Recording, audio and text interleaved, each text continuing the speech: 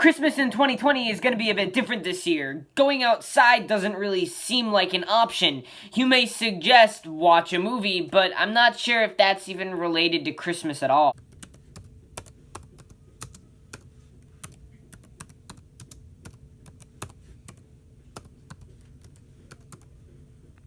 Oh.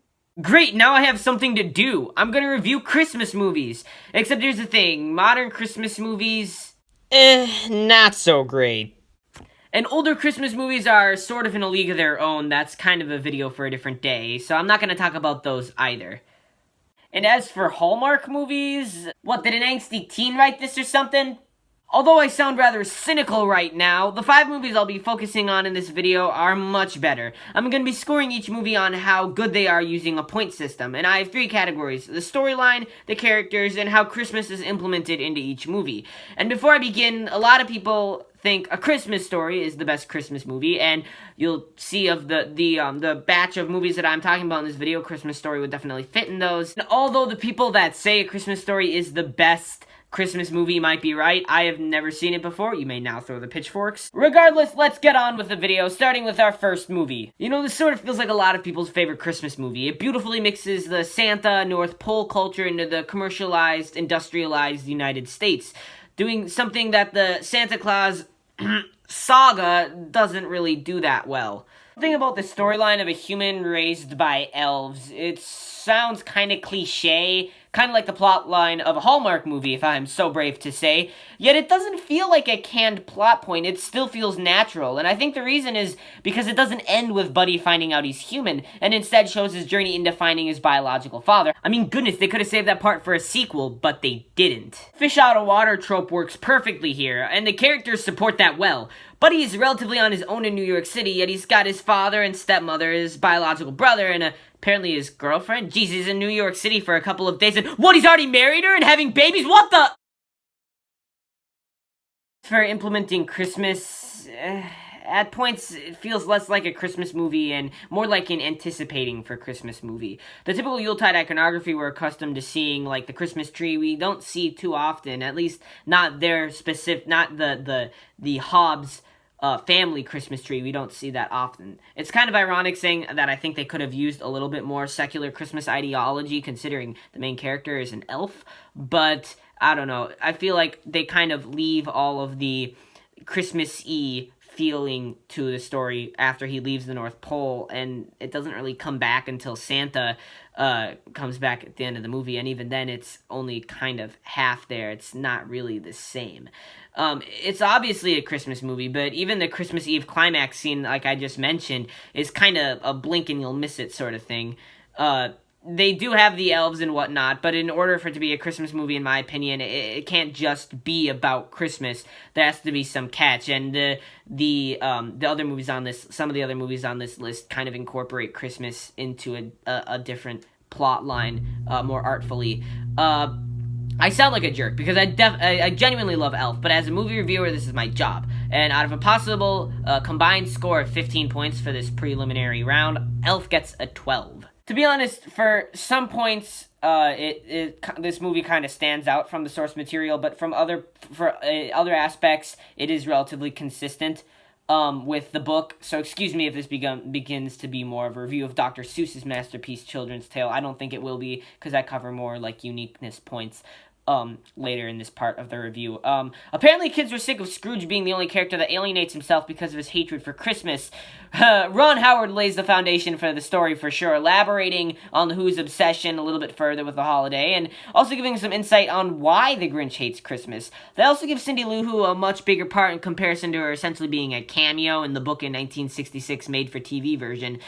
All these liberties Howard took with the plot, these developments and twisting of the story don't seem like too much. Grinch's backstory is compelling and makes sense. He neither exaggerates nor downplays the Who's obsession with the holiday, and Cindy Lou Who being more prominent not only makes sense but improves the storyline tenfold.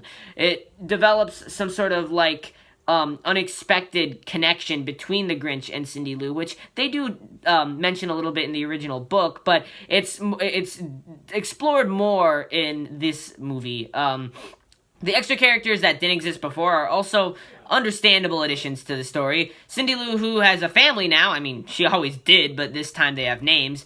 And the Grinch gets a love interest, which, okay, yeah, that maybe was a bit too big of a liberty to take from the original source material, but in the moment it's sweet. We also get a mayor character, which, yeah, it makes sense that he would be the villain to begin with, but when he's thrown into a love triangle with Grinch and Martha May, that's his love interest, it actually develops his part as the villain much faster and better. It's hard enough making audiences believe that fictional creatures celebrate a real-life, historically celebrated and documented holiday, but both Dr. Seuss and Ron Howard did a good job at doing so. I can't really judge how well this movie did by implementing Christmas because it wasn't the first or last adaptation of The Grinch to do so, and they all do it relatively similarly.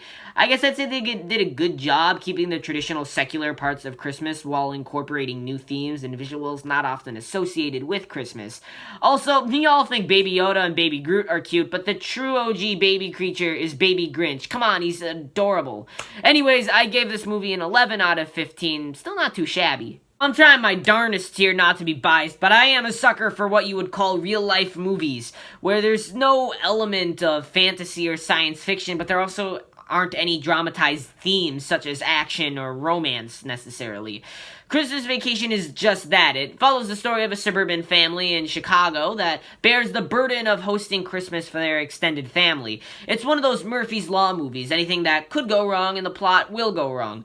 Because of this, it's really hard to explain the plot in detail without going on a blow-by-blow tangent.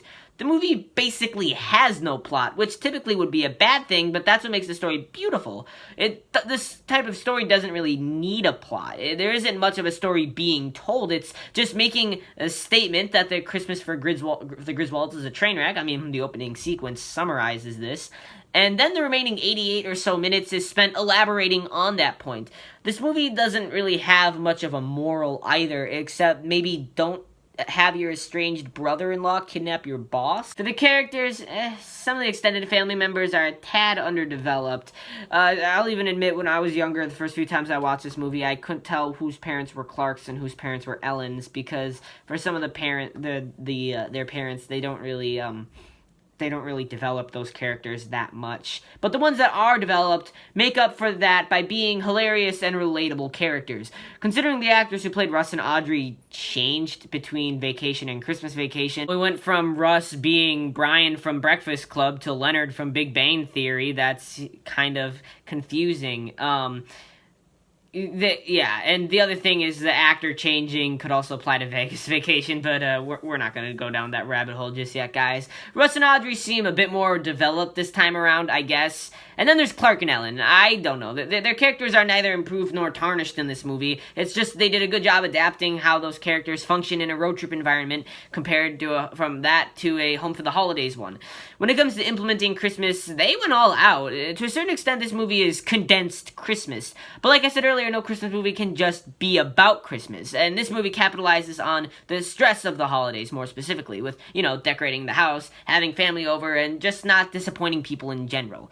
For all these movies, when I think about them, I can find scenes that make me feel like it's Christmas, but by far, Christmas Vacation is one of those that makes me feel like it's Christmas again, for sure. National Lampoon's Christmas Vacation gets a 13 out of 15. Thematically and aesthetically, Polar Express is the outlier of these five, and I'm not just talking about a secure case of Uncanny Valley. The story follows a preteen boy who's entering that stage where it's cool to question your beliefs in Santa, while our little Saint Nick agnostic is woken up to the sound of a train stopping in the street outside his house, and because it's a movie, he doesn't do something rational like call the police, and instead sneaks out and boards the train, which is completely filled up by kids his age, also in their pajamas. They take the train all the way to the North Pole through a winding and dangerous journey. Once they get to the North Pole, he finds out that Santa is in fact real, but without paying the price of finding his city is very depressing, and his workshop looks like a huge toxic workplace environment. Most of these movies, the main character questionably believes in Santa, so it's kind of fresh for there to be some confusion for once. As for the characters, this dude doesn't even have a name, I don't think. His sister is mentioned and shown quite a lot for a character that is pretty much underdeveloped completely. The parents are almost never shown, which sort of worked for, Toy Story, but for this, it's kind of odd. All the other characters don't have names except the lonely kid also goes by Billy. They couldn't even name, like, the girl or even the main character. I mean, the annoying kid name makes sense because that kid genuinely doesn't deserve an actual name. But this means that the characters are kind of not great. I think the fact that they don't have a name kind of dooms them to eternal underdevelopment. The conductor dude is probably the saving grace of the character aspect of this movie, to be honest. I mean, Billy's got a name, but he's kind of meh. I sort of don't like the secluded over-the-top sad character. Like, they don't really explain why he's so sad that well. Maybe I just haven't seen it recently. The girl character is fine, I guess, but some people criticize how she completely hijacks Billy's one song, and I mean, yeah, it is somewhat plausible that someone can pull a song out of their head, but someone else basically chiming in through some form of telepathy doesn't seem as realistic. But I mean, hey, it's a movie, so it doesn't matter. Like, people need to stop making that point. I really liked how they had the entire movie take place not just on Christmas Eve, but like a bizarre period of a few hours at night on Christmas Eve, whereas all the other Christmas movies here begin several days before Christmas, and then typically they end on Christmas Eve. In this movie, Christmas is kind of more incorporated in an artistic way. I really like that. It is one of those cheeky, skeptical character discovers the true meaning of Christmas movies, which, with the addition of magic to it, it's sort of the Yuletide version of Hocus Pocus. I don't know, I'll work on that analogy. But for my scoring system, Polar Express only gets a 9 out of 15. First few times I watched Home Alone, I didn't even know really it was a Christmas movie at all, because Christmas has a more minimalistic presence in this movie. It's about a little boy who's kind of a troublemaker, and he's accidentally left behind as his direct and extended family head for France. At first, it begins a comedy about him adapting to being a 7-8-year-old boy living alone, but it quickly nosedives into a movie about survival when a duo of burglars targets his house for a hit on Christmas Eve. The boy hatches a plan to cover the house in booby traps to slow down and or bring bodily harm to the criminals. It sounds like a very disturbing and not very jolly movie, but the occasional reminders of what holiday it's set in and the gags about the boy trying to do adult things take care of those two problems. Of all the movies on this list, it's definitely the most original. The characters are okay. It's kind of a mixed bag. The boy, Kevin, is at first introduced to be someone that you're not supposed to like, but how the scenes play out, it reveals some truth about just how unfair his family is. Despite his bratty nature, the audience is immediately encouraged to root for him, and from beginning to end, he's a hilarious and relatable character. By far one of the best Christmas movie characters, for sure. The burglars are excellent and funny characters. It's kind of almost brilliant how they're both dimwits, yet there's still a contrast between Joe Pesci's slightly more wise and moral character and Daniel Stern's dumber and more immoral character. At the end of the day, they're both dumb and evil, so it's pretty ingenious. It's a pretty ingenious technicality. Parents are a bit of a toss-up. The mom is developed very well and is one of my favorite characters from the movie. The dad, he's either not as developed or just too nice to Kevin that he's just kind of looked over. For the other family members, the siblings are okay, but I wish more than just Buzz were shown more. The other siblings and cousins were sort of in the background. The more extended family members can be a bit more behind the scenes. That's okay, but I am actually glad that Uncle Frank got a bigger part. Sure, he might be a bad person, but he's not a bad character, and a lot of people are on the anti-Uncle Frank, and the anti-Uncle Frank team, and I never liked that. I always was like, disliked him because he was rude, but that doesn't mean he's a bad character. He has several lines that capitalize on just how selfish and horrible he is, which is actually funny the more I watch the movie. Finally, there's Old Man Marley, the red herring villain. He's established as a horrifying mass murderer, and then occasionally peppered into scenes to reaffirm him as the villain, when Harry and Marv were still in the background as the bumbling petty criminals. Finally, on Christmas Eve, Kevin and Marley meet, and Kevin realizes that Marley isn't a killer at all, but just a sweet man that misses his son and granddaughter. The conversation they have in the church scene is truly touching, probably only rivaled by the subway scene in Planes, Trains, and Automobiles. That's Thanksgiving, you moron! Dude, you okay? You look like you just woke up. Your hair's all messy. What? Oh, it's a bit further in the back. You almost got it. Implements Christmas so well. It's sort of the background, but it's still a big part of the plot and just feels like more of a casual Christmas movie.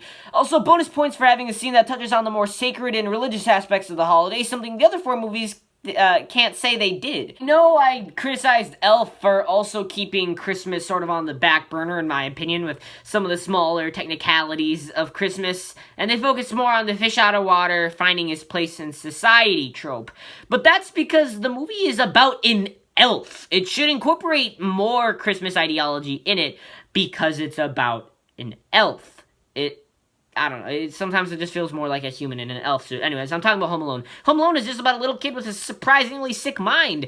It can afford to subtly implement Christmas more than Elf can, and that's what's so beautiful about Home Alone. Out of 15 points, Home Alone got a 14, almost a perfect score. Now I've reviewed 5 of my favorite Christmas movies in an attempt to figure out which one is the best, and I've done my darndest to keep this, as non-biased as possible, not really showing my cards as to what one is necessarily my favorite of them, but trying to figure out what one is just the best. Now, I'm not done, though. I'm going to eliminate the lowest scoring movie and then pit the remaining 4 against each other tournament style. Highest scorer against lowest remaining scorer, second highest scorer against second lowest remaining scorer.